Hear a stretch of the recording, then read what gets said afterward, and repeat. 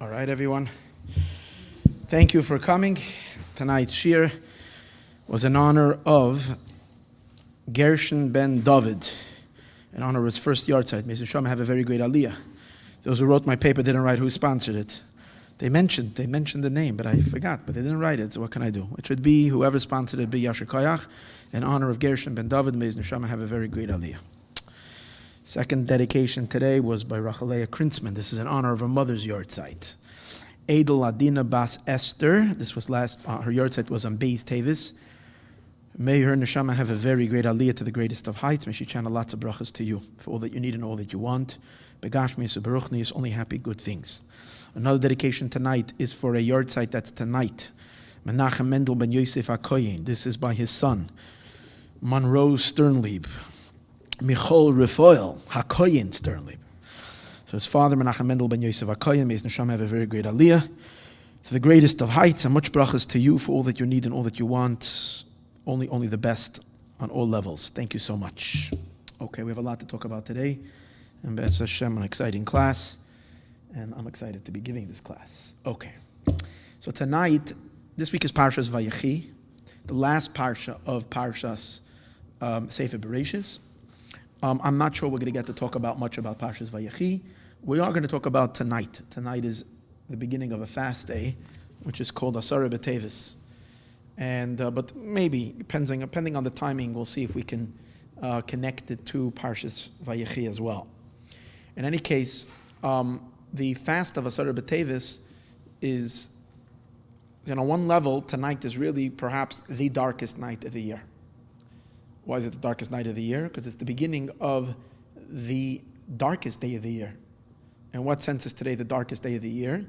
Because we know that there are 4 fasts in which we fast for the negative things, for the destructions, for the sorrowful things that happen to our people, all related to the destruction of the Beis HaMikdash and the consequential exile, the Golus.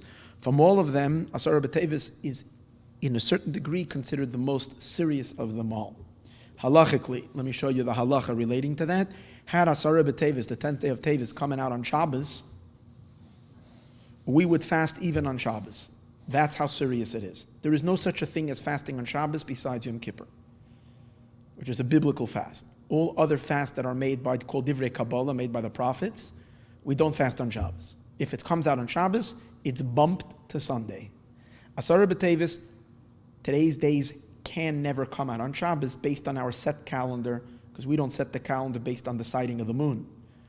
In the time when they did set the calendar on the sighting of the moon, which was even after the destruction of the temple for quite a while, Asara B'Tevis could come out on Shabbos, and in those cases they would fast even on Shabbos. And the reason is because it says in the pasuk regarding to this day, be'etzem hayom hazeh, in the middle of the day, in the midst of the day. And it's the same words that are used regarding Yom Kippur. Be'etzem hayom hazeh. Where, regarding Yom Kippur, it says, whoever will not fast in the midst of this day. So just like we learn now, just like Yom Kippur is unshakable and unmovable, we can't move, you can't mess with Yom Kippur. Yom Kippur has to be on Yom Kippur. You can't suspend the fast of Yom Kippur to another day. The same is tonight, Asara B'Tevis, you cannot push it off to another day. So that shows on the severity of the day. But why is this day so severe? Why is this fast day considered worse and more stringent than all the other fasts? So it's related to the idea that it's the beginning of all the trouble. There is something very, very, very harsh about the beginning. And today is the beginning. What's the beginning? Because we know that the destruction of the Holy Temple and the exile did not just come in one shot. It came step by step. God was patient, and Hashem was waiting, maybe we will do tshuva. So the first thing that happened was in the 10th of Teves, commemorating today, and again, at the time of the first temple, Nebuchadnezzar's armies, the Babylonians, modern-day Iraq, laid siege on Jerusalem. They surrounded the city. And they ended up surrounding the city for 3 years. But the siege on the city began today.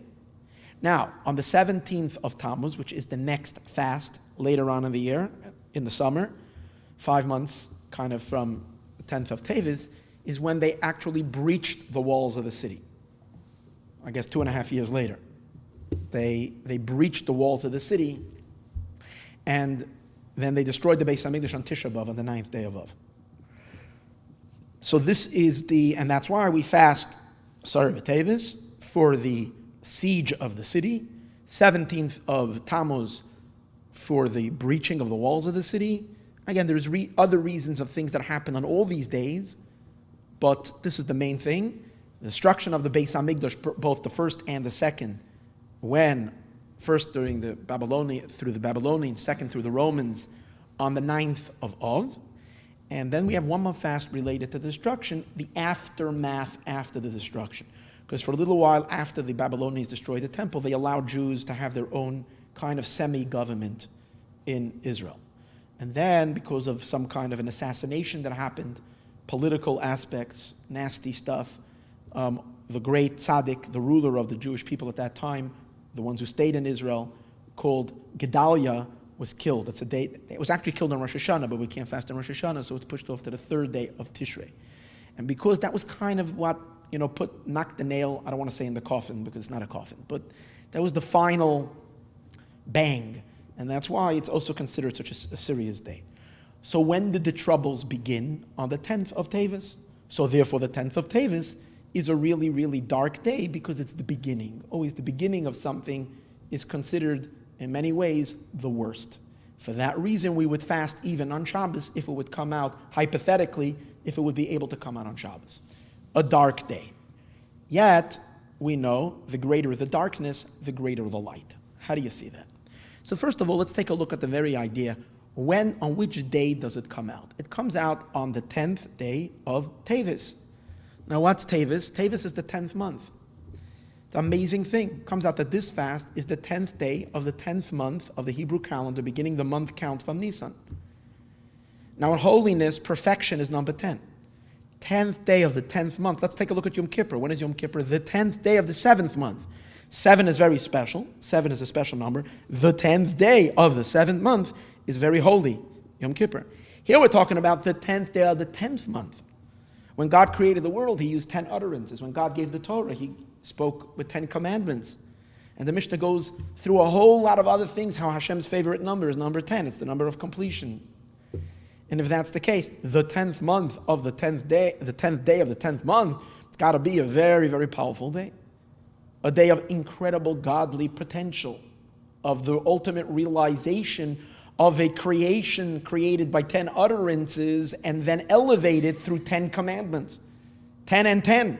Doesn't get holier, doesn't get godlier, doesn't get more powerful than that. So we have to say that this day is a really, really, really super day. Another thing, not only is number 10 special regarding Stam, generally holiness, 10 is extra special regarding Mashiach. Because we know that when Mashiach will come, we will have many things regarding 10. Number 1, we will hit the 10th note. I spoke a lot about the 8th note. Music has 7 notes today. It says that the kinnor of the Beis Hamikdash in the days of Mashiach, the harp or the violin in Mashiach is going to have 8 strands. A whole new level of music is going to be revealed. Like we spoke earlier this year, how 8 represents the transcendental, the infinite, that was beyond nature. But it says that there is a pasuk that we say, Ale Asor, Ale Novel, the Ale Asor. We play with a novel, which is a type of instrument. The Ale Asar on an Aser. What's an Asar? Asar comes from the word Eser. It's a 10-string instrument. So it says that the kinnor that is going to be after Mashiach comes, that kinnor is going to have an upgrade. That kinnor is going to have an upgrade, and it's going to have 10 strands. So we're going to be going from 8 to 10. So we see the music of the future is of 10. We also know that when Mashiach comes, we are going to be counted the 10th time. There were 9 times that the Jewish people were counted. The 10th one is going to be through Mashiach. And here's another one. We had 9 red heifers.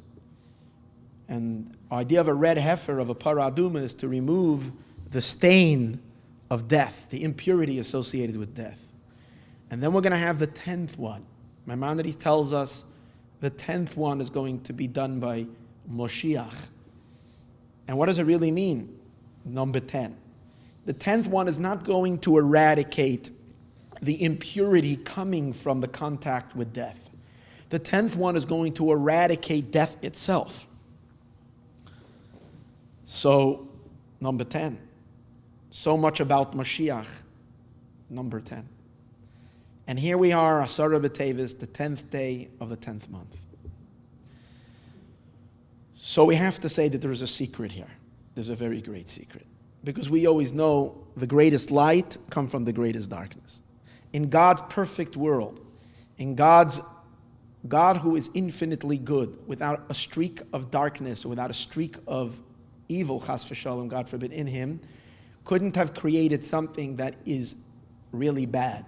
So if things appear bad, difficult, harsh, extremely painful, it's only a sign that they will lead to an incomprehensible goodness that for whatever reason, only in God can understand this, and maybe we will understand it one day. We would never have been able to reach to such goodness without going through the darkness and the pain. So we know that all the dark days are really good days. So we know, ta'alacha, it's a pasuk, it's a verse. These very 4 dark days of fasting, of self-infliction, in which we go through every year, to mourn for the destruction of the Beis HaMikdash, for Hashem's disconnect from this world. So we know that all of these fast days are going to be, it says in scripture, it says so in the pasuk, are going to be converted, yahafchu, they're going to be turned l'sasayin l'simcha. Not only are we going to forget the dark days, but those very days commemorating darkness are going to be flipped over to become great holidays, days of celebration. Not only are they going to be holidays, but they're going to be greater than the other holidays, greater than the 3 pilgrimage holidays. The celebration is going to be unbelievable. So if it's true about all of these sad days, it has to be true of, in a sense, the darkest of them, the day that initiates all the days of darkness, which is Asara B'Teves. It must be true about this day as well, that it's holding the secret of the greatest light. Well, we see regarding Tisha B'Av, we see that as dark as Tisha B'Av is, the destruction of the temple, Tisha B'Av, the destruction of the Beis HaMikdash, as we say, and the onset of this, what seems to be almost like a never-ending exile, with all the suffering and all the pain that just doesn't stop. And all of this, as Tisha B'Av, as bad as it is, we know the real secret of Tisha B'Av is that Mashiach is born on Tisha B'Av. The sages tell us Mashiach is born on Tisha B'Av. And that's why at Mincha time on Tisha B'Av we say, we're already speaking of comfort, Nachem, we're already comforting. And you know the end of Tisha B'Av is the darkest time of Tisha B'Av. That's when the ones who destroyed it set the temple on fire. It's actually at the darkest time of Tisha B'Av. It wasn't the night before, it wasn't during the day. That was the day, all during the day they were in the midst of their destruction, but they didn't set it ablaze. It went up in flames only at the last moments of Tisha B'Av. And it's exactly at that time, Mincha time, in the afternoon, late afternoon. It's exactly at that time that we already are singing Nachem, we're already singing comfort, because we hear already God's comfort because Mashiach is born. As we explained in earlier classes, it doesn't mean because there is a destruction, that's why Mashiach is born. It doesn't mean, okay, now that it's destroyed, we need Mashiach. It's the opposite. Because Mashiach is born, that's why it was destroyed. What does that mean? From the very beginning, the harshness, the darkness, the destruction is because God wants to build a stronger one, a better one. The first 2 could not last. They were not permanent. They were not built with materials that can make them last forever. Spiritually and physically, they did not have the endurance to last forever. So we did a demolition in order to build a better building.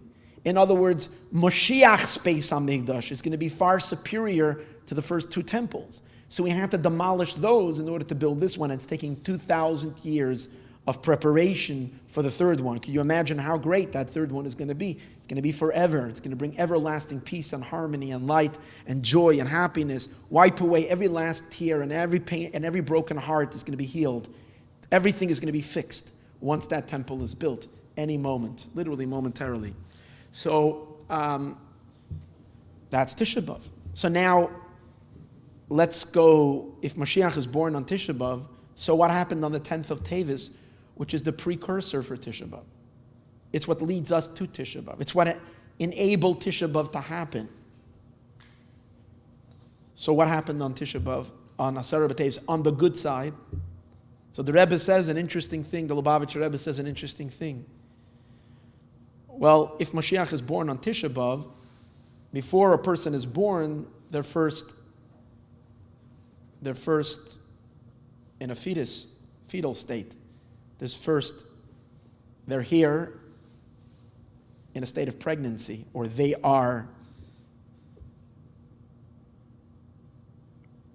the pregnant state, and what precedes the pregnancy, what makes the pregnancy, the conception. The mother conceives, she's pregnant, and then she gives birth. Tisha B'Av is the birth. How long is a pregnancy? Usually 9 months. 9 months of pregnancy. However, we know that Moshe Rabbeinu, the first Redeemer, his mother was pregnant with him only 7 months. Moshe, and we know that Moshe, the first Redeemer, is also the energy, not literally the person, but the spiritual power of the final redemption is also from Moshe Rabbeinu. So if Moshe Rabbeinu, the first Redeemer, his mother was pregnant with him for a seven-month term, so Mashiach Tzidkenu could also be a 7-month term. So if 7 months before Tisha B'Av is the 10th day of Teves, which is tonight. So the first germination of Mashiach in the world, the first seed of Mashiach in the world, when does it drop into this world? When does the world conceive Mashiach? It's not born yet, it's not even revealed yet, it's just at the very, very initial stages, but it's the most potent moment of a person's life, is the moment that they're conceived in this world. Again, we're dealing with pure potential, but at that moment of conception, nothing will ever happen. So this is the most potent moment. When is that? Tonight. Now, it doesn't have to mean literally that Mashiach is born on Tisha B'Av in the physical sense and he was conceived in. It could mean in the spiritual dynamics of what's taking place on Asara B'Teves, 7 months before Tisha B'Av, conception of Mashiach, the seed of Mashiach in the world. Tonight is a super powerful Mashiach night. It's an incredible, incredible moment. Now, the truth is, regarding all the fast days, what happens now is as follows. What's the conclusion? We have an external shell of darkness, of pain, of suffering, and we commemorate it through painful commemoration, which means certain affliction. We make ourselves uncomfortable. We have to say extra prayers. We're supposed to do tshuva, repentance, and so on and so forth. It's not supposed to be a very joyful, happy day. It's a very serious day. It's a very, generally all these fast days are kind of melancholy days. That's the nature of the day. Because what? The day itself represents pain and darkness, disconnect from God, exile, separation. But we know, as we're saying, the seed, the inner core, the inner point, the nucleus of the day is the greatest light. But here's the thing, 2,000 years and we haven't penetrated the shell. 2,000 years and we haven't penetrated the shell yet. Our attitude towards these days, as I spoke many times, has changed in the later years, the last 100 years, the last 70 years, the last 50 years, the last 30 years. It's changing that our attitudes towards these days is to commemorate them by looking more at the pnimius, looking, especially since the revelation of Chassidus. Chassidus negated sadness and always tried to highlight the positive. And deeper than that, Chassidus is the precursor to the Mashiach. It's actually the beginning of the lights of Mashiach. So we start sensing and feeling the inner seed, the inner light that's in these dark days. But after everything is said and done, it's still a fast day. It's still not a Yom Tiv in the literal sense. You don't hit the music and dance all day. We spend the day in introspection and somewhat of a certain sadness, commemorating the tzaras. That means we haven't penetrated to its essence, to the core, and we're still waiting. Asara B'Tevis, also like that. No, Asara B'Tevis. It's still a sad day. It's not yet the celebration of the days of Mashiach. But here's the secret.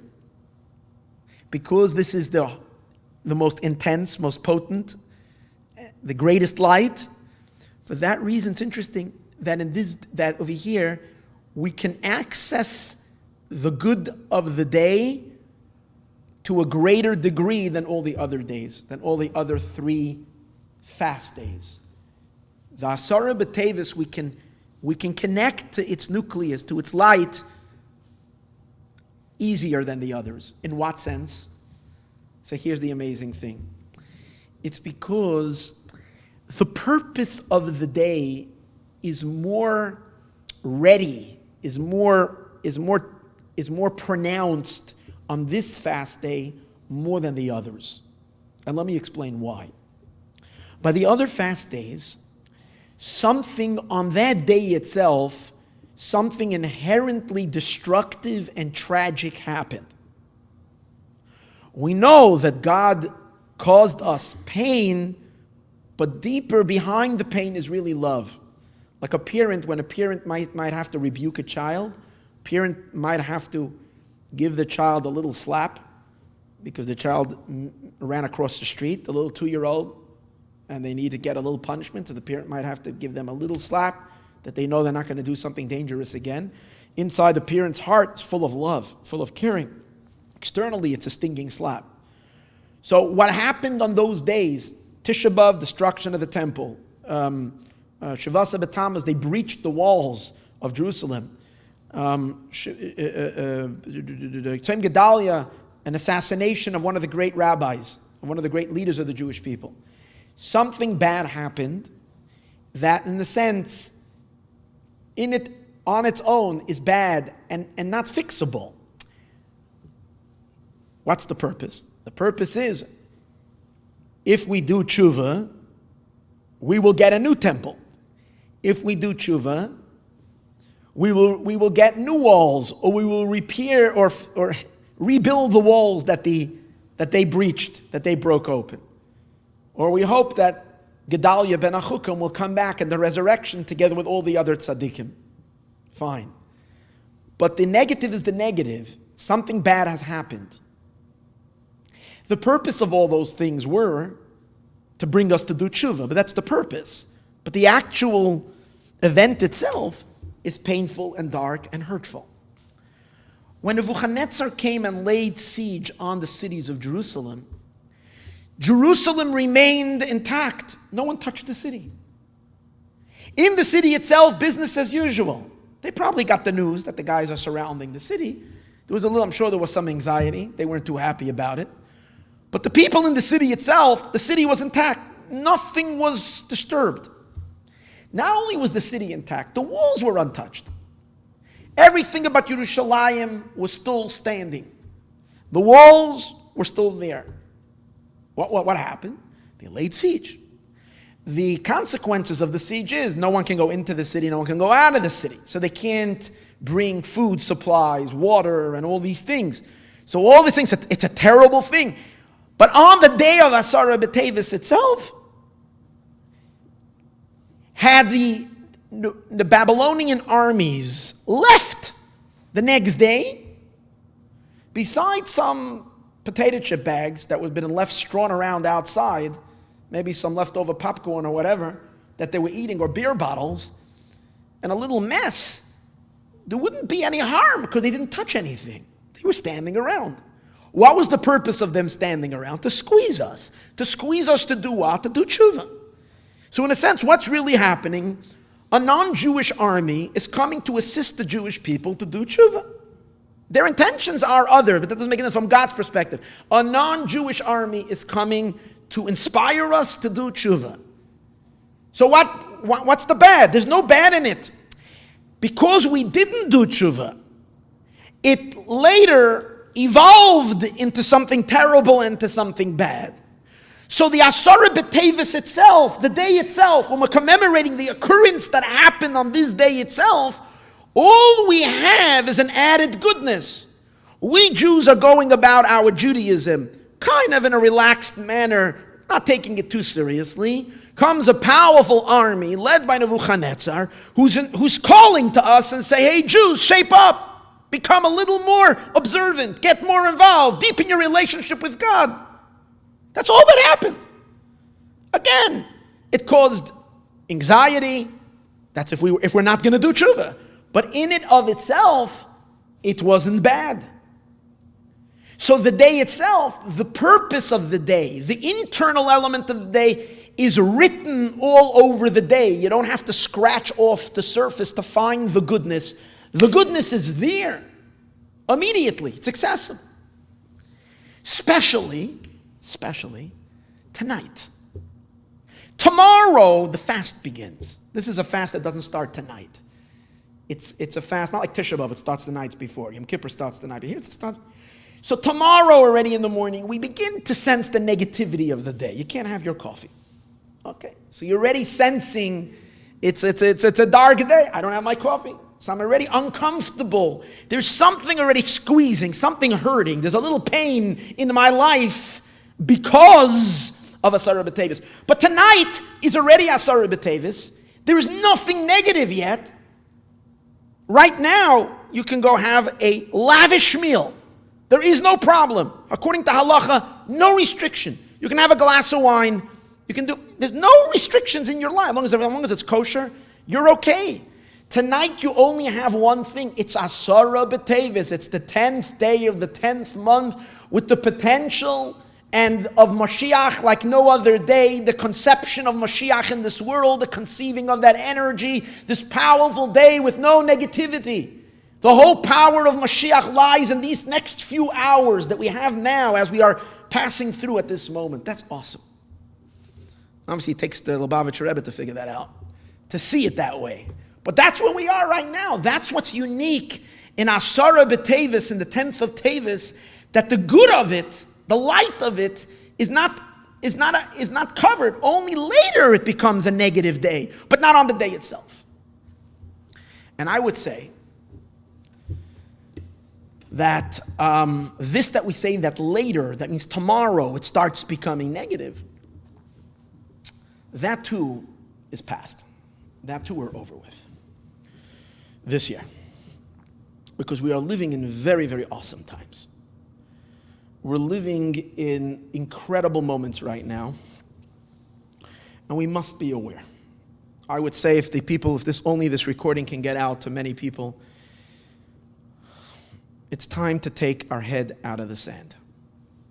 It's really, really time. It's simply not fair anymore to the Eibishter. It's not fair to God to pretend that we're blind and we're not noticing the incredible miracles that the Eibishter is doing for the Jewish people. The process of redemption that's happening now, it's in full swing. And really, really, really, you have to do yourself, it's a real disservice to try to pretend that it's not happening.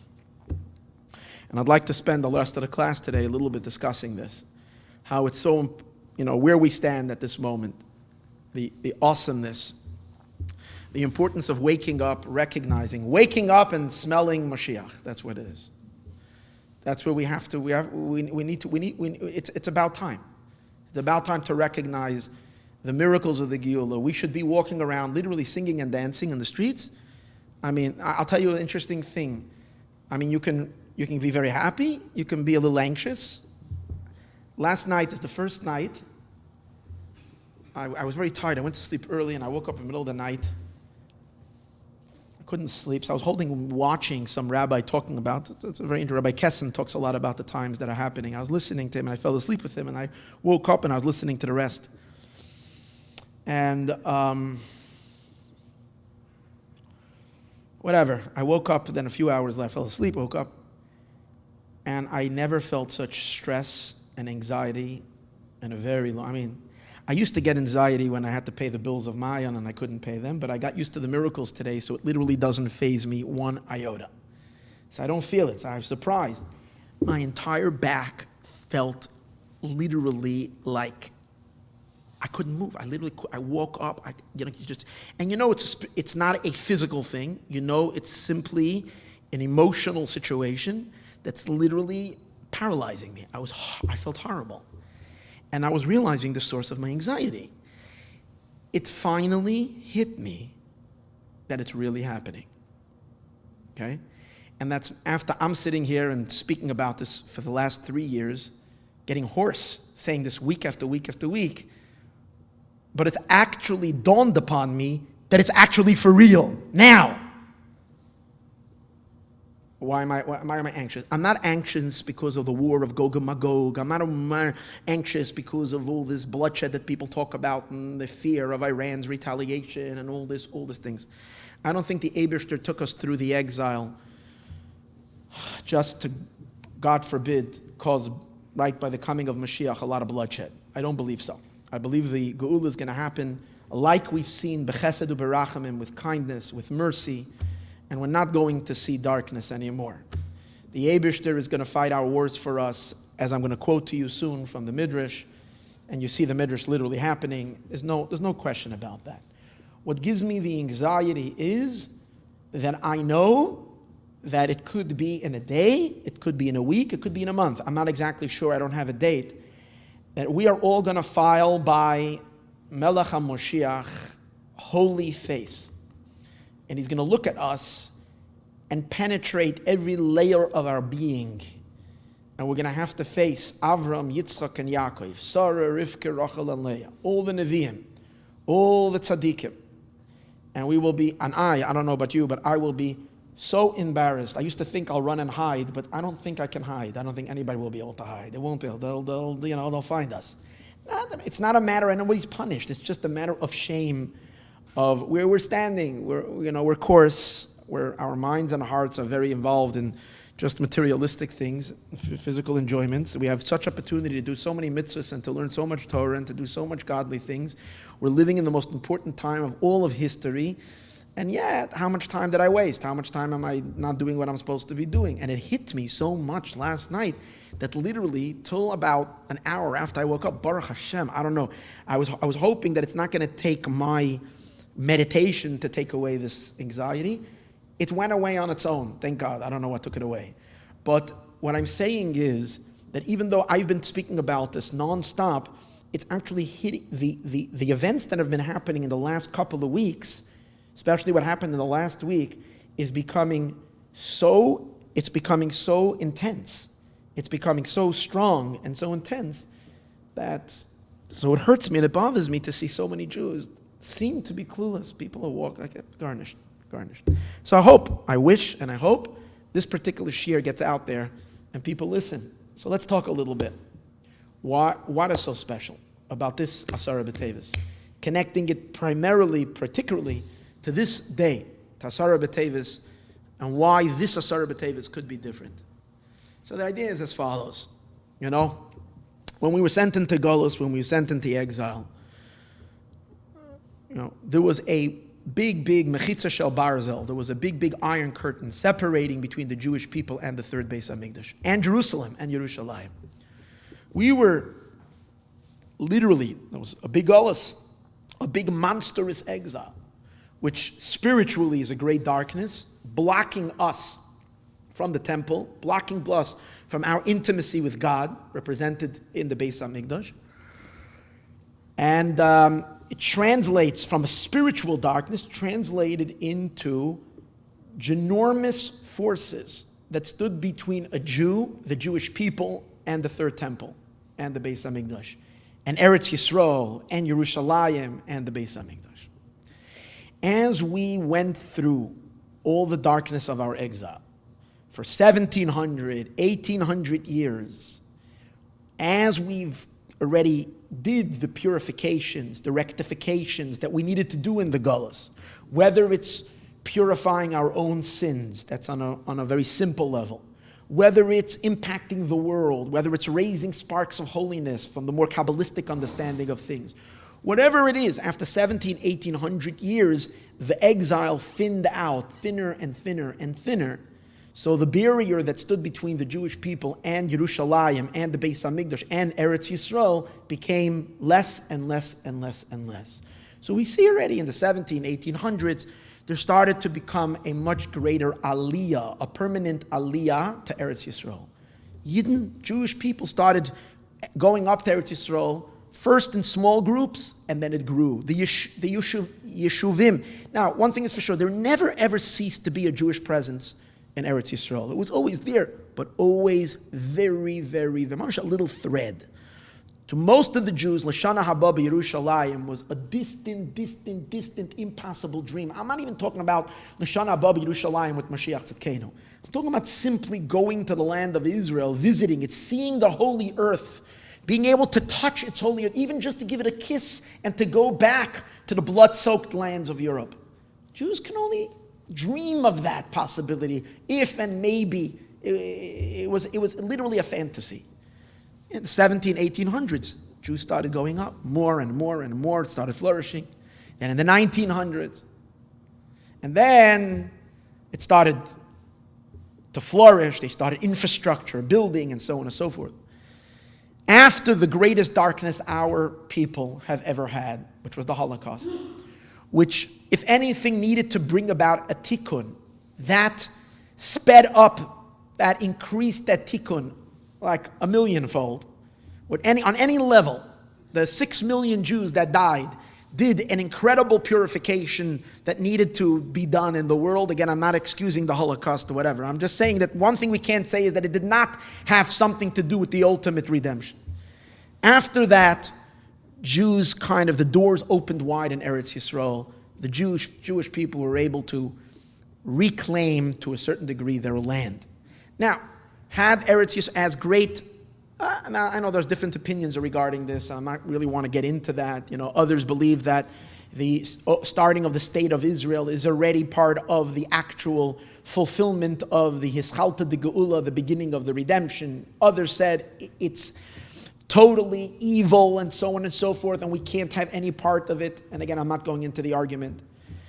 According to most and many, many great rabbis, according to the Chabad rabbis as well, an opportunity was missed.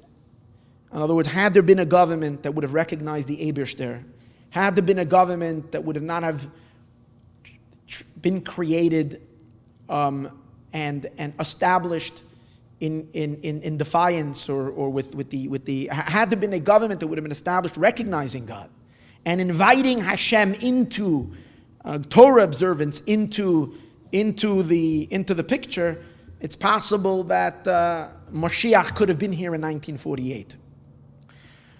Because it was secularized, because it was decided not to add Hashem's name into Hatikva and so on and so forth, and to make it just about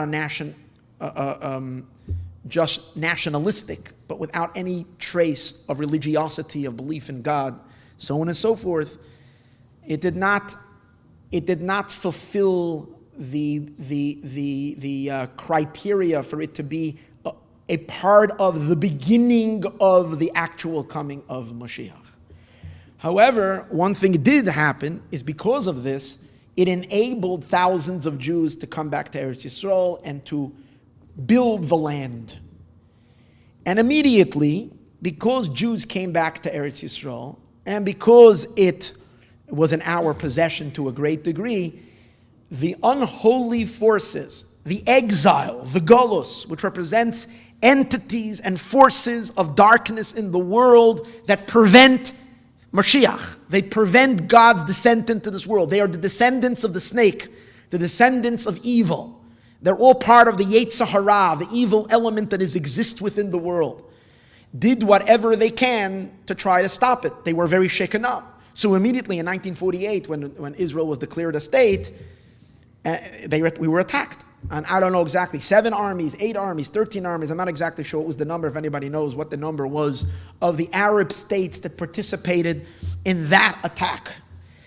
And one thing is no one can deny, there was incredible miracles, and it was God's assistance that the handful of Jews that were not that did not have the right weapons and they were outgunned and outnumbered, talking about not tiny few little Jews against massive, massive armies. And yet, they won 1948. And then I think, when was the next one, in 1956 or 1957? And the greatest of them all in 1967, when we received Ir Atikah, the old city. In a sense, Temple Mount was already in our hands. The Kotel Hamaravi. And it was explicit miracles that had just... Hashem basically showed himself like he hasn't showed himself for the Jewish people for 2,000 to 3,000 years since the wars of King David and the wars of Yeshua ben Nun. Spectacular love of God in which he showed to the Jewish people. And continuing in the Yom Kippur War and war after war, incredible. But you saw the forces of evil stood with all their hatred and with all their animosity to stop, to block the building of Eretz Yisrael. And primarily, again, what is it? Because Eretz Yisrael, Beis HaMikdash, Harabayis, returning of the Beis HaMikdash HaShlishi, this is going to put an end to darkness. It's going to put an end to evil. It's going to create Hashem's presence in this world forever and ever. So of course we understand they're going to fight it. Alongside with this physical war coming against the Jewish people from the Muslim world, from the Arabs around the small country of Israel, they were joined through powerful political forces that assisted them not in the military pressure, but exerting enormous political pressure on the small little state of Israel and the Jewish people that we should relinquish and give back and give, I don't want to say give back, not giving back, but give up land. But they wouldn't, one thing they wouldn't do. They knew that Jerusalem is sacred. So they didn't even want to mention Jerusalem. They knew that Jerusalem we've been praying for Jerusalem. They wouldn't even have the chutzpah to mention Yerushalayim. When they were pushing that we should make negotiations with the PLO and so on and so forth, they kind of would always leave out Jerusalem because they were afraid. They didn't even have the chutzpah to do it. That was amazing. And then came the 1990s. And what happened in the 1990s? This is very, very, very important. In 1990, we hit a critical time in history. Those coming to the Shir heard this many times, but I'm going to repeat it again because it's an important idea. In 1990, it became midday of Friday. God created the world in 6 days. Kabbalists tell us that the 6 days correspond to 6 millennia, six cosmics, a cosmic week. Every week is 1,000 years. So in 1990, it's the year Tav Shin Nun. It's the Hebrew year of 5,500 and 5,750. 5,750. So there's 500 years of night, 500 years of day. So 500 years of night, 5,500. That's when the Baal Shem Tov appeared.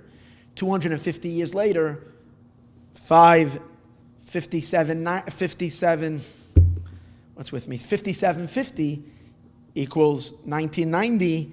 It's midday of Friday. And we all know on Friday, midday, you start preparing for Shabbos. At that time, the Lubavitcher Rebbe made an announcement to the world. The Lubavitcher Rebbe who took responsibility for all the Jewish people.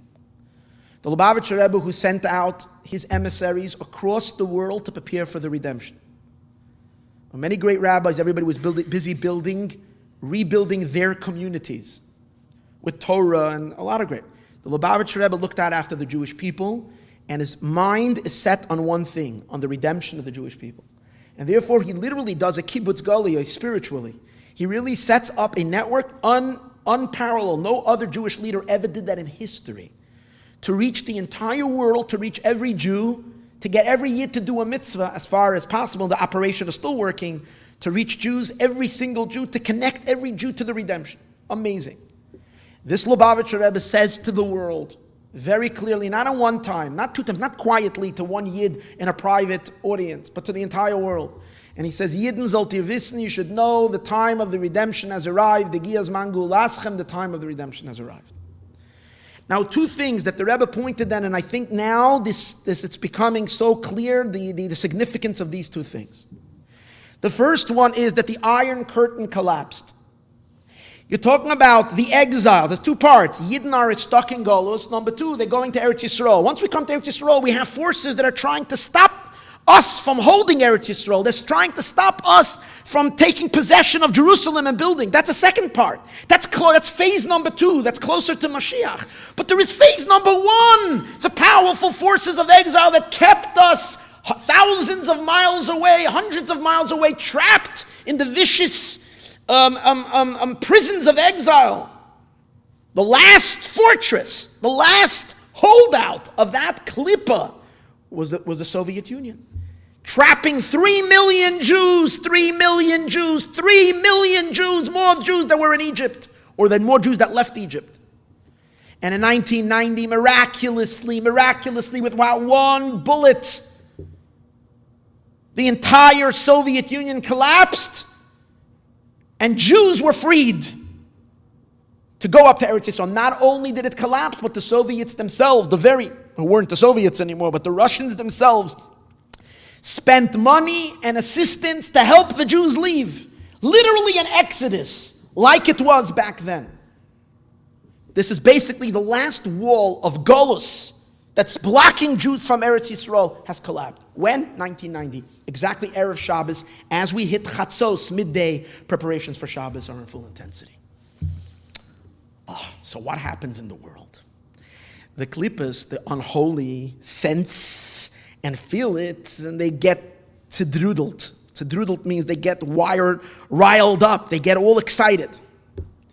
So a tyrant, a real wicked monster, a person responsible for the death of hundreds of thousands of people, who has been a menace to Israel, who has seen himself as the reincarnation of Nebuchadnezzar, the one who destroyed the temple, who himself, the Zohar says that Nebuchadnezzar is going to come back into this world. Certain wicked people, God will bring them back into the world before Mashiach comes in order to humiliate them, in order to destroy them, in order that they should be punished. Saddam Hussein, the tyrant of Baghdad, saw himself as the one who's going to take back Jerusalem, is going to destroy Jerusalem. Like he literally saw himself as a modern-day Nebuchadnezzar. And it's very possible that he was, it's a film, it makes all the sense that he is actually that soul of Nebuchadnezzar who destroyed the Holy Temple. He had armies that were named with in Arabic representing the destruction of Jerusalem. And that's important because we'll see that happening again today. Armies named with the name of Jerusalem, not in the name that they use for Jerusalem. And he, for whatever reason, right at that time, made the move. I guess he felt he's going to get more powerful. He can only set himself on the oils of Saudi Arabia. But for that, he has to go through Kuwait. So his armies came rolling into Kuwait. As he came and he annexed Kuwait, claiming that it's his, and he was threatening Saudi Arabia, it caused a powerful, the whole world is relying on the gas, on fuel. Now the United States and others are becoming energy independent, but then we were still very much dependent on the Middle East, on the oils and so on and so forth. Now there's a powerful midrash. Let's stop for a moment. There's a powerful midrash where the midrash says, it's a midrash in Yalkut Shemoni. Omer Rabbi Yitzchak, so says Rabbi Yitzchak. Shana Shemelach HaMashiach Niglo Boy, the year that King Mashiach will reveal himself. Kol Malchei Umaysa Olam, all the kings of the nations of the world, Mizgadim Zebazeh, will Mizgara means they are not enticing. They're in Yiddish you say Chepenzich, but I need a word for this shir here. Can't say Chepenzich. What? Provoking. That's what I'm looking for. They're provoking each other. Melech Paras Mizgara beMelech Arvi.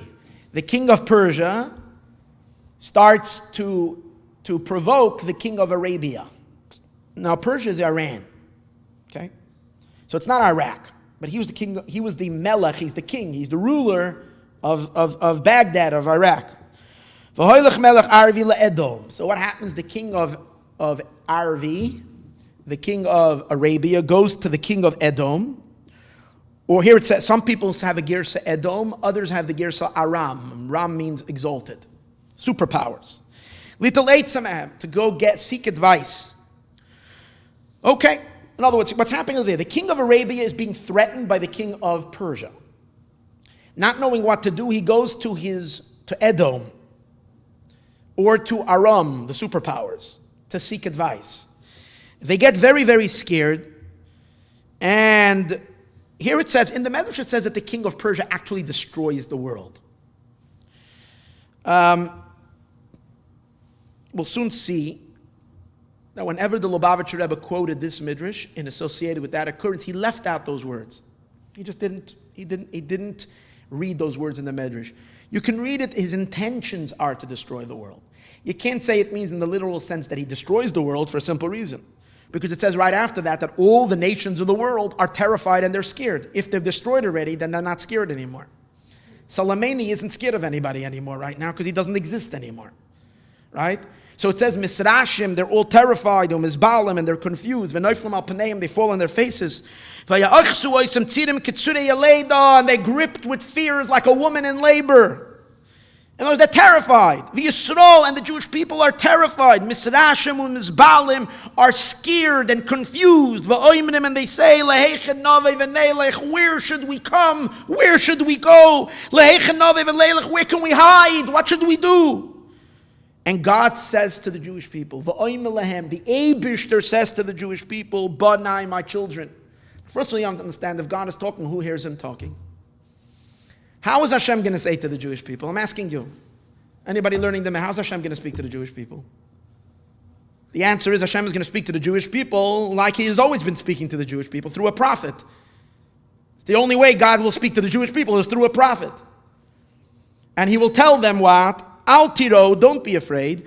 Kol masha asisi, all that I have done, lo yasisi ela b'shvilchem. I have only done it for your sake. Oh, are we going to see soon how much this is true? But wait.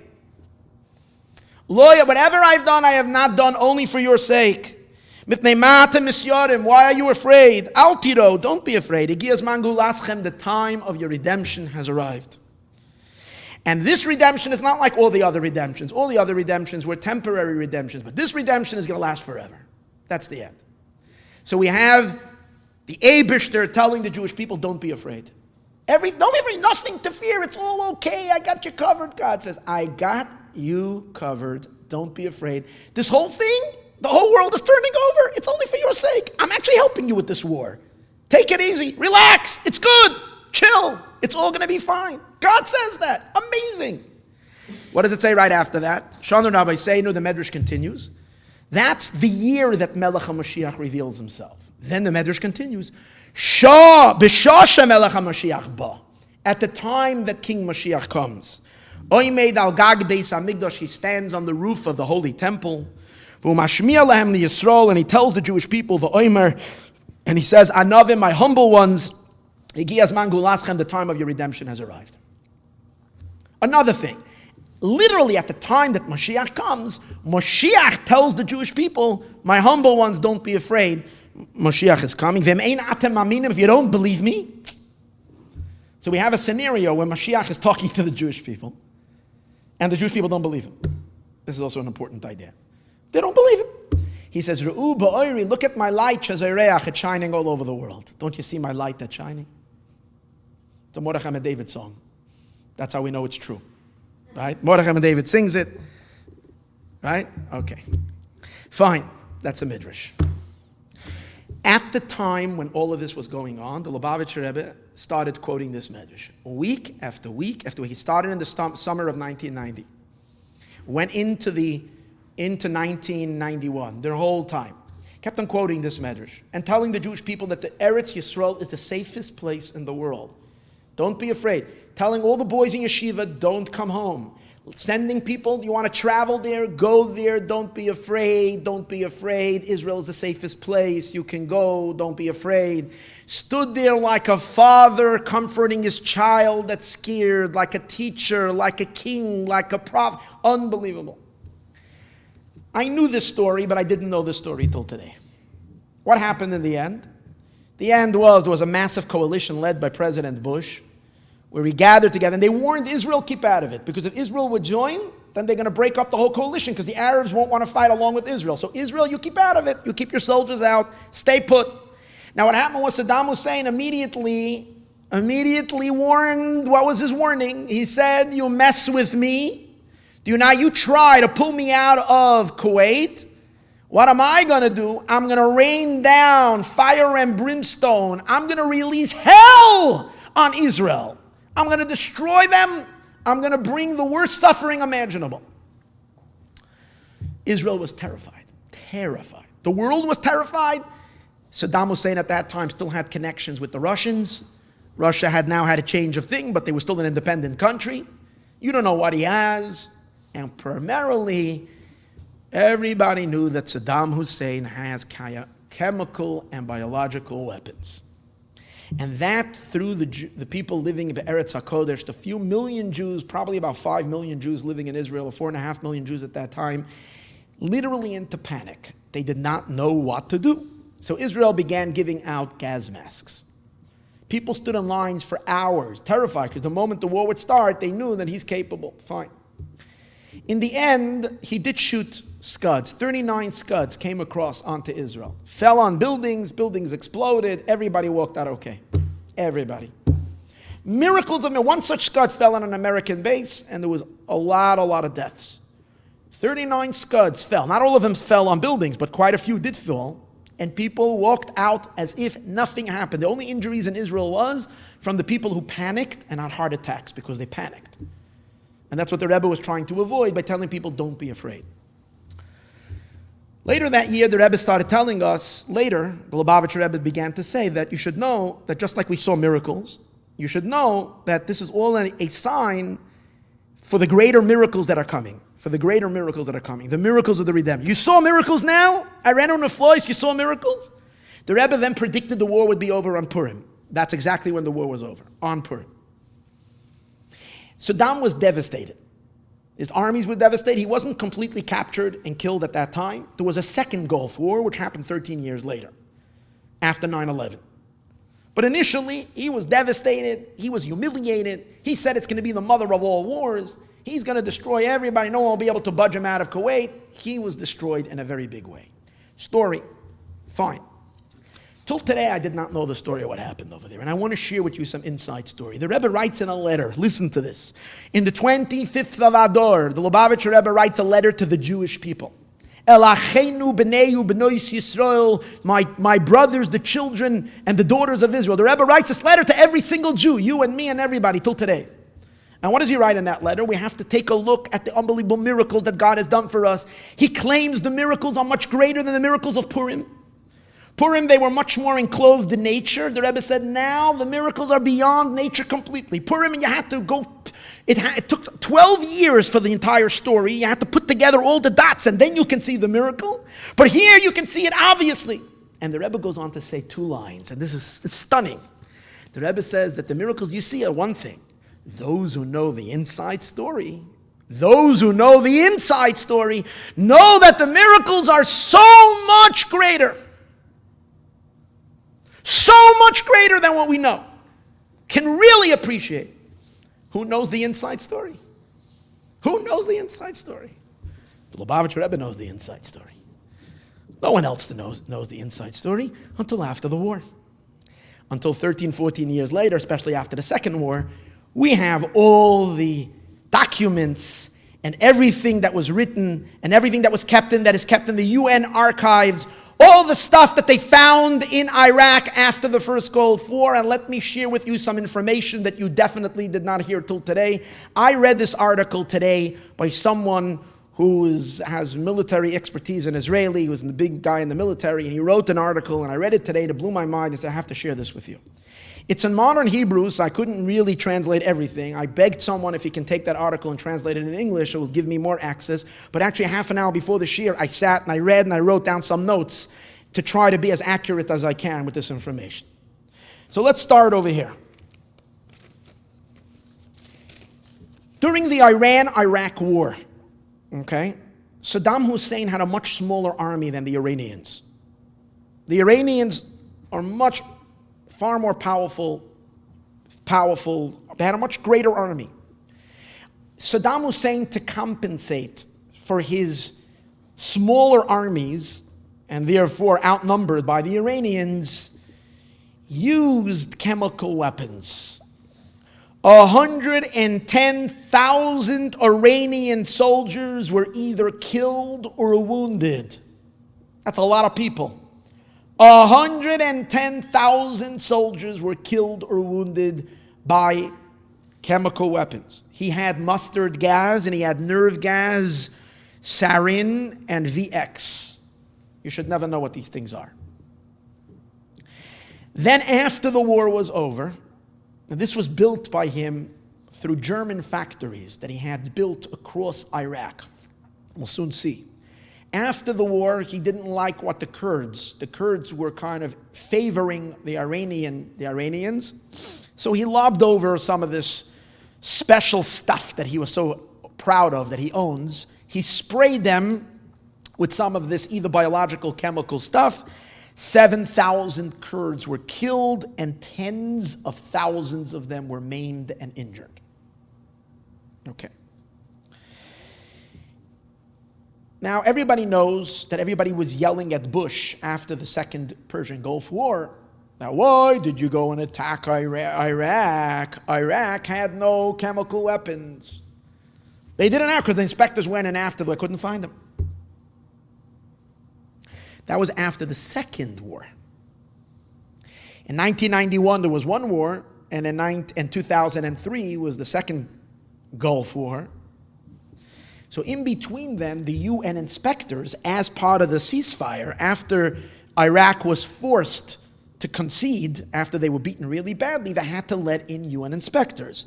UN inspectors spent 8 years in Iraq, and during that time, they destroyed tons and tons and tons of chemical and biological weapons. In the archives of the UN and the US and the archives of the USA Army, and in the media, you can see thousands of images, of photos of chemical and biological weapons that were stashed.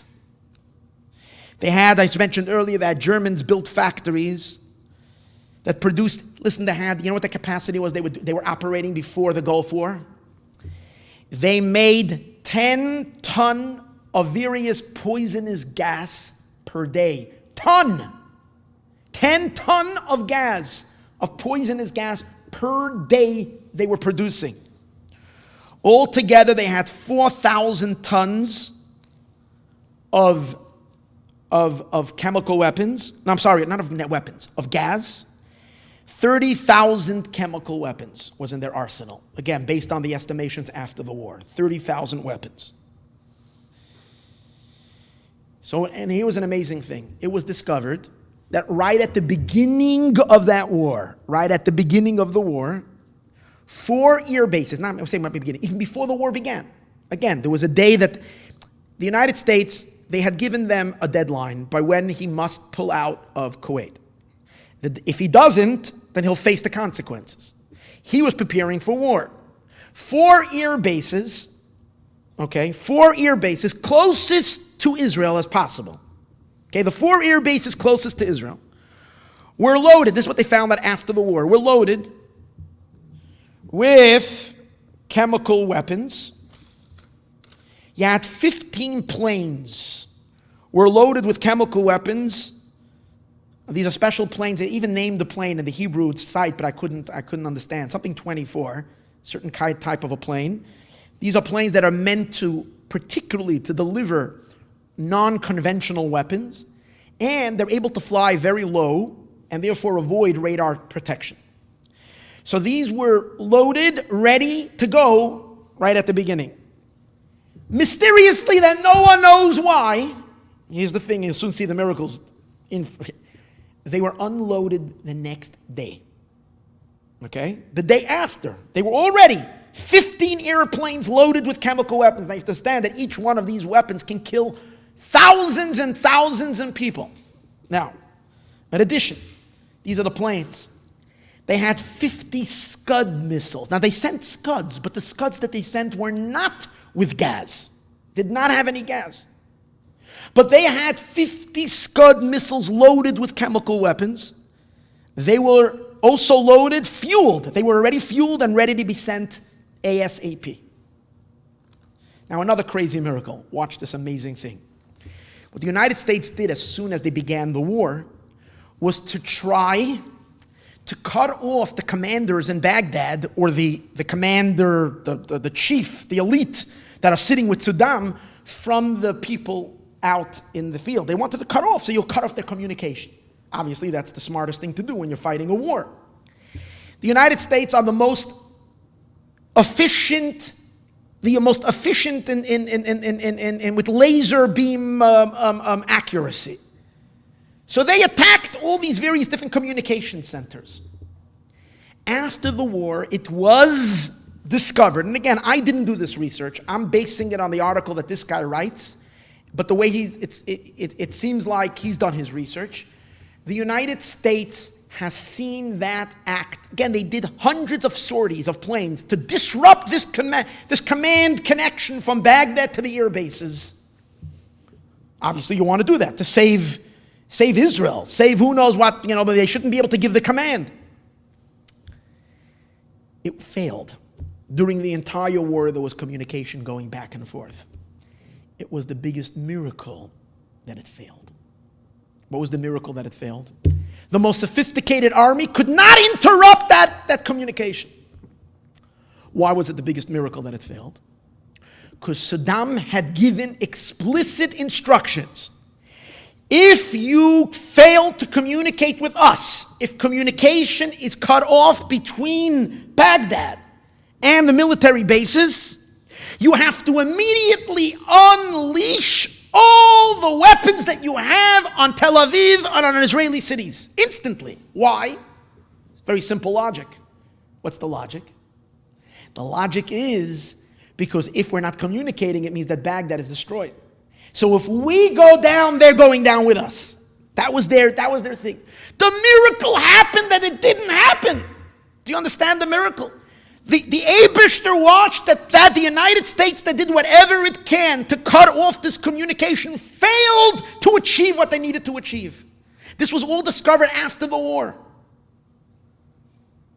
Now it's unbelievable. Let's continue over here. Had this communication not been disrupted, 50 chemical scuds and 25 biological scuds, missiles loaded with biological weapons, would have gone towards Israel. Now, let's understand something. You'll say, well, the Israelis were well protected. They had gas masks. So first of all, after the war, after everything was taken stock, they realized that a third of the population did not have gas masks. They didn't have enough for all the people in Israel. That's number one. A third of the population was not protected. Secondly, they only had masks. These chemical warfare, these chemical weapons can seep in through the skin. Only the American soldiers had chemical suits that would protect their bodies from any skin exposure to this polluted air. But the people in Israel weren't given any of that. In addition to that, the way they were so efficient, the Iraqis were so trained in this particular delivery of murderous weapons to kill as many civilians as possible, that they had special weapons that would hit. Their point was, first would come weapons that would blast open the homes, that break windows, shatter doors, and afterwards the chemical weapons would come in. So all this protection would not have helped them. So it was clearly there was no protection other than the Eibishter's protection. They had 500,000 liters of biological weapons. I spoke about till now about chemical weapons. 25 scuds, 157 bombs of anthrax, Britain, I'll show you, the biological weapons are much worse than the gas, than the chemical weapons. These weapons are as follows. In England, the Brits tested an island in Scotland because these cause such a pollution that after, it's not just at the time that it happens. When England tried it out on a certain place, 48 years later, the island was contaminated and you could not go onto that island. We're talking about what kind of devastation? He had this already, more than that. And how one such missile contaminates 3,700 kilometers. He had 25 such missiles.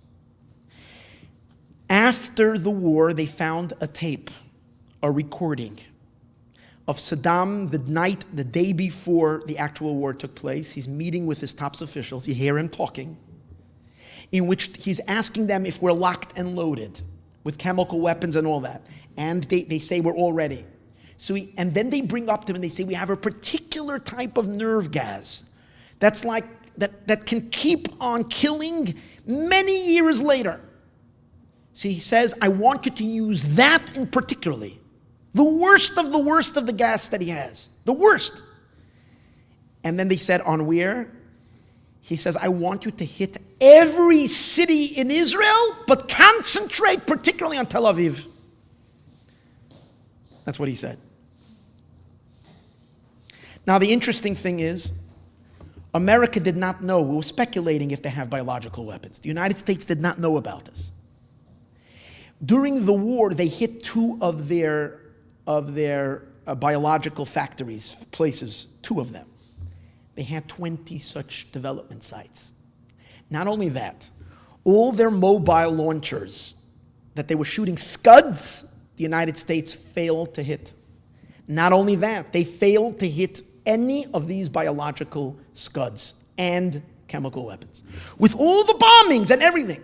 That means that there was no natural explanation. They asked General Schwarzkopf, who was the general at that time, why the Iraqis did not use the chemical weapons they promised they're going to use. And he said, I have no explanation, but I thank God that he didn't use it. So do you understand? So the Lubavitcher Rebbe is sitting in New York and is telling the people in Israel, don't be afraid. You don't even have to take the gas masks. Israel is the safest place in the world. Do you realize the Rebbe is putting all of his credibility on the line? Everything. He had locked and loaded. The guy gave already orders. Without a divine explicit intervention, God forbid, it would have been the worst dangerous moment in Jewish history. Millions of Jews could have been, God forbid, I don't want to say. But it says in the Medrash, God says, don't be afraid. And who is he talking through? Who's communicating? When you hear it from the Eibishter himself, you can say it with confidence. You can say it to the Jewish people, don't be afraid. The Rebbe clearly said a few months later, it's a whole talk, you can look it up, Shoiftim Nun Aleph. The Lubavitcher Rebbe said, now we all hold of him, everybody today in the Jewish world recognizes. There was times when people didn't realize Lubavitcher Rebbe. Today everybody realizes you're dealing with a big tzaddik, you wouldn't lie. He stood and he told the Jewish world that he is speaking as a prophet, as a Navi, and he's prophesying, the time of redemption has arrived. So what happened? The war was over.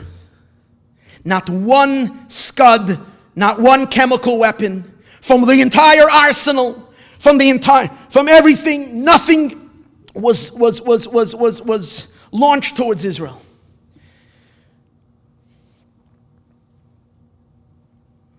By the way, how did we know? They didn't even know that they had biological weapons. He denied it. They couldn't find. They found chemical weapons. When the UN inspectors came in, they found chemical weapons, but not biological weapons. How did they find that? Saddam was ready he said, I don't have. So the UN was ready to, and many nations were putting pressure. Okay, you did enough inspections. Get out of there. Let Saddam live. He's okay. Like we find all the time. Yeah. Like over here today, the Democrats. Yeah. Let the Iranians.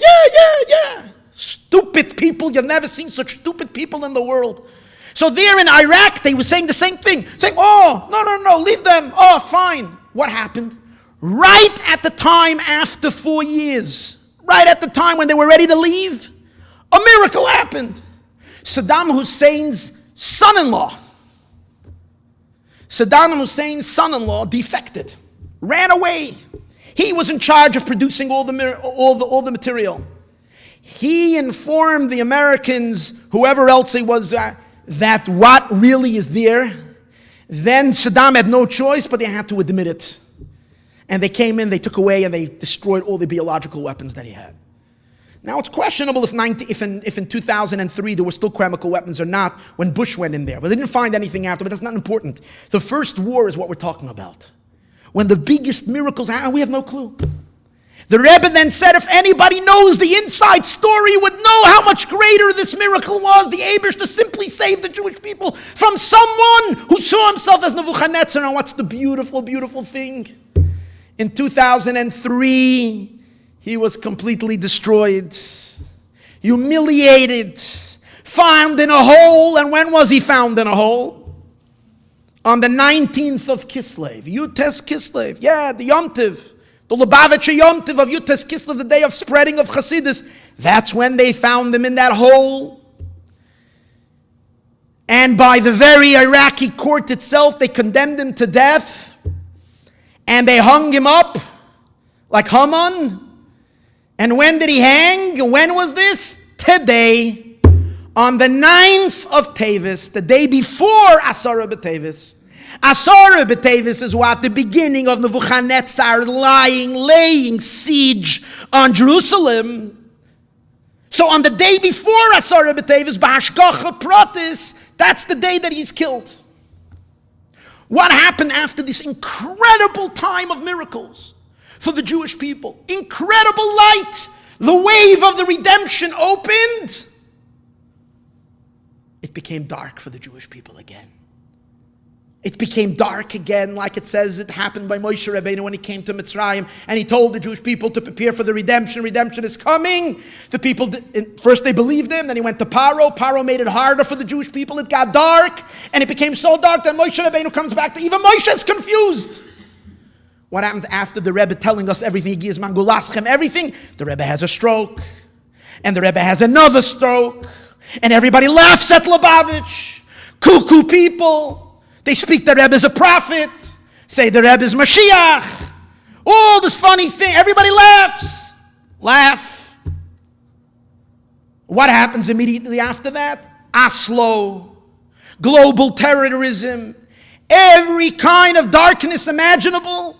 And the political energy, the political scene in the world becomes a monstrous force fighting Geula, fighting Mashiach. The political forces against Israel, the media, the European Union, the UN, all the Chaledis together in the United States, the State Department, all of them together put in all their efforts.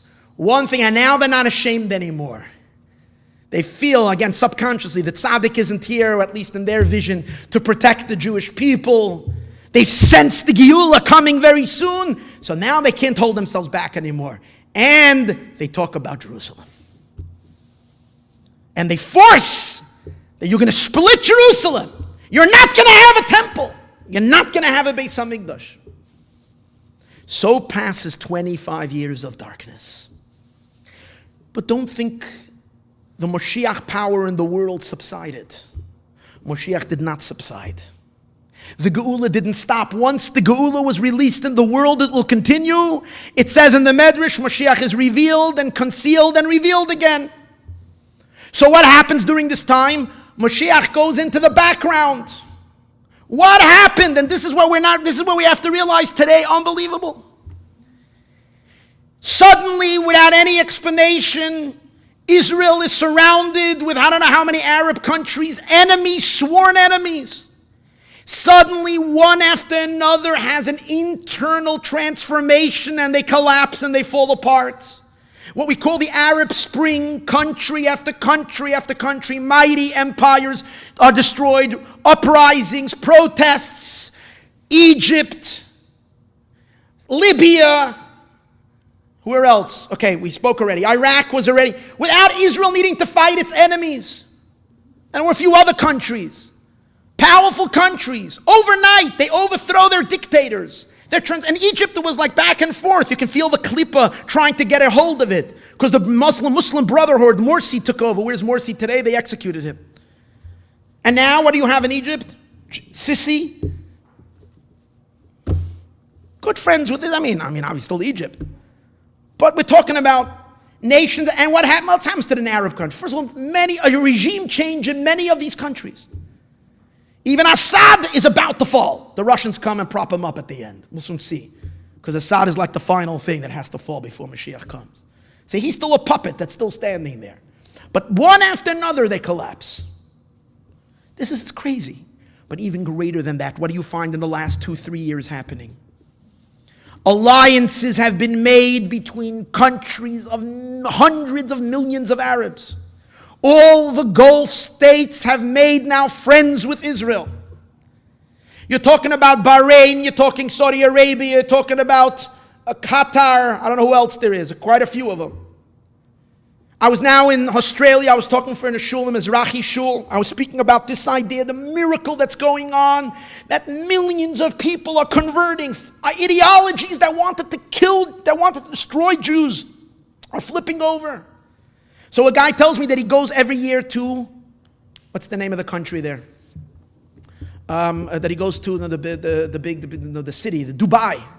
Till now, he would go quietly, this and that. This year is the first year they're having a big conference in Dubai, and Israel is officially invited. You know what that means? That they should officially, and these are like the real grandchildren of Yisroel. These are not like the people on the outskirts. These are like we call in Chassidim, we call them the Geja, the real Yichus guys.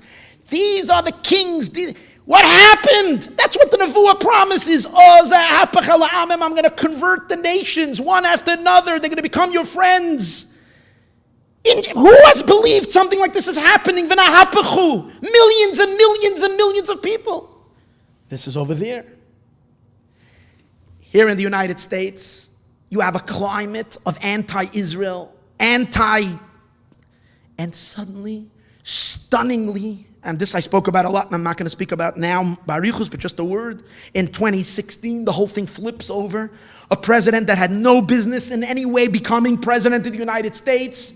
They're still fighting it tooth and nail every day. Yet he became president of this country and he turned over, reversed literally 180-degree turnaround regarding, and it's clearly what the Medrash says. The Eibishter says, everything that I've done, I've only done for your sake. Everything he's doing is for the sake of the Jewish people, that he's stunning us with his support.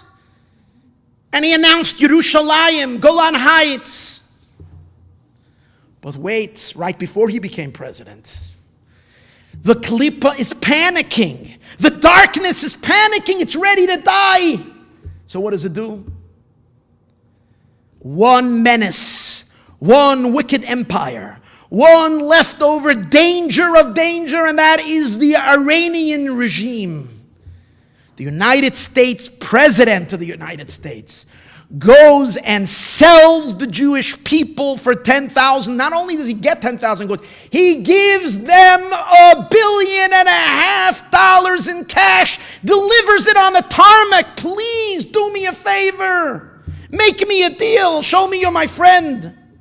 You're talking about for the world's largest terror sponsor, the one who supports all of Hamas, all of Hezbollah, all of the one who's responsible for close to 1 million people killed in Syria, the bloodshed of who knows how many Americans, how many Jews were killed because of money that he pays to the terrorists that are doing all this ferocious things all across Israel, all outside. This is Iran and Soleimani.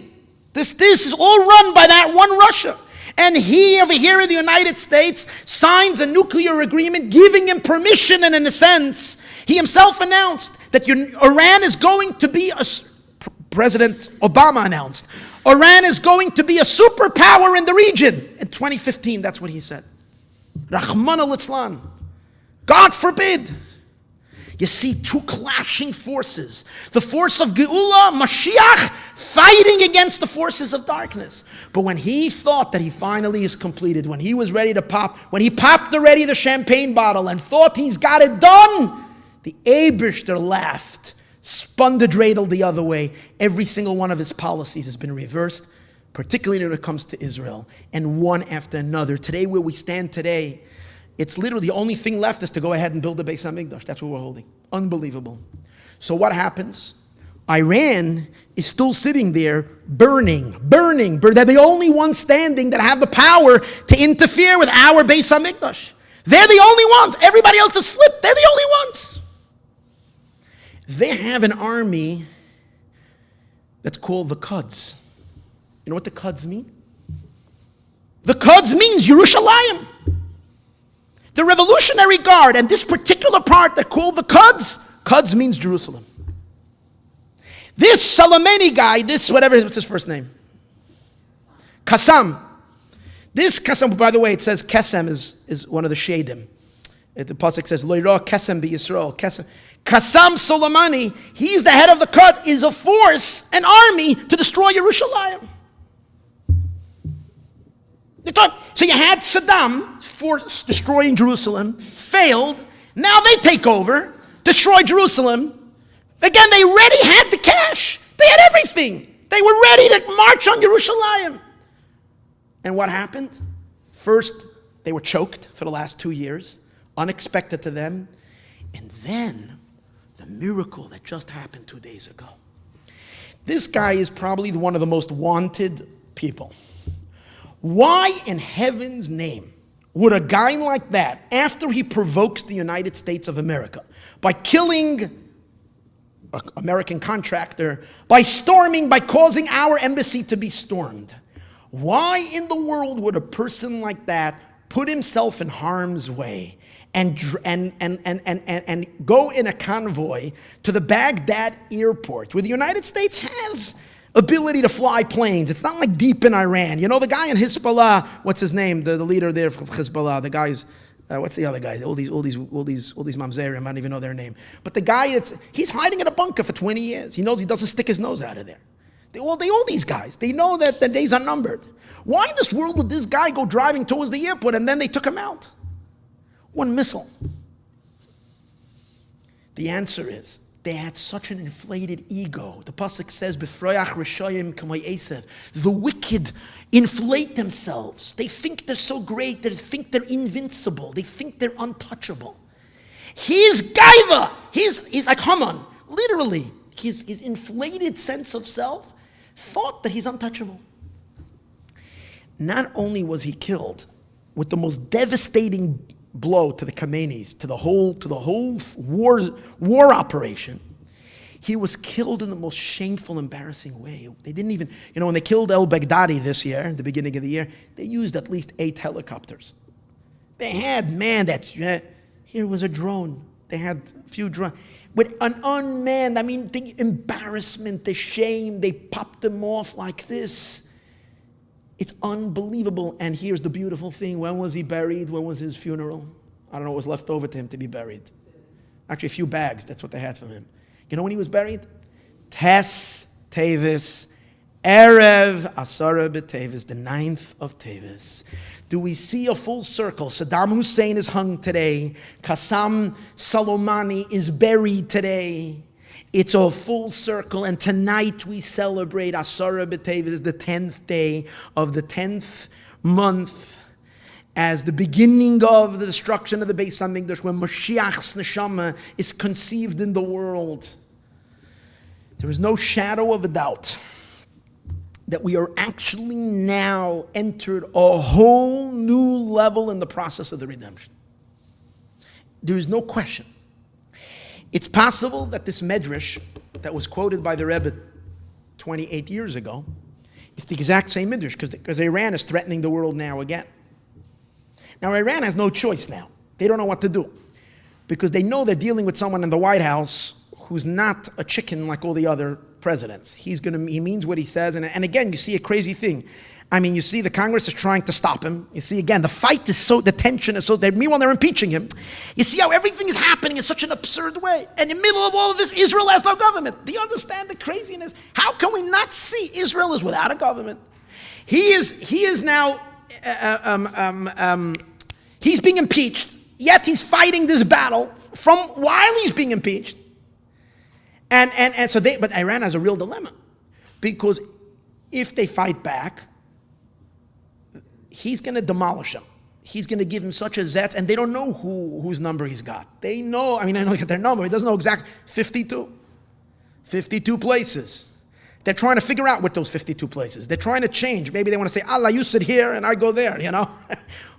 Who's where? They don't know. That's number one. That's once frightening thing.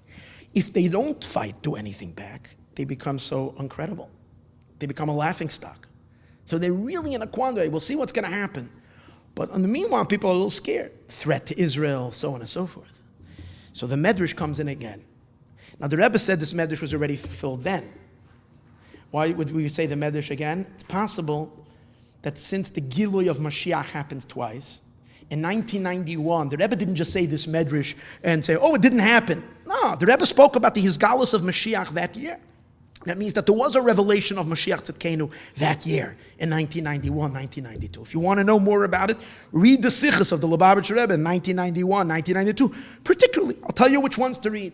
Parshas Vayera, Parshas Chayesara of Toshin Nun Beis, 57, 52. See if the Rebbe said, if Mashiach is revealed already, and who is referring to. Look it up in the Sichos. You can look it up. I'll leave you the honor to do that. I don't have to tell you. But that's revelation number one. Then came the concealment. Moshe's concealed. Now it's time for the revelation to happen a second time. And this time permanently. And this time forever. So it seems like this thing is repeating itself one more time. We have nothing to fear in the physical sense. I would say we should get ourselves a little bit prepared. If anything there is to fear is the discomfort of not being ready. So if we still have a chance to prepare ourselves, I would say to everybody a few things. Number one, say as much Tehillim as you can. Say Tehillim day and night.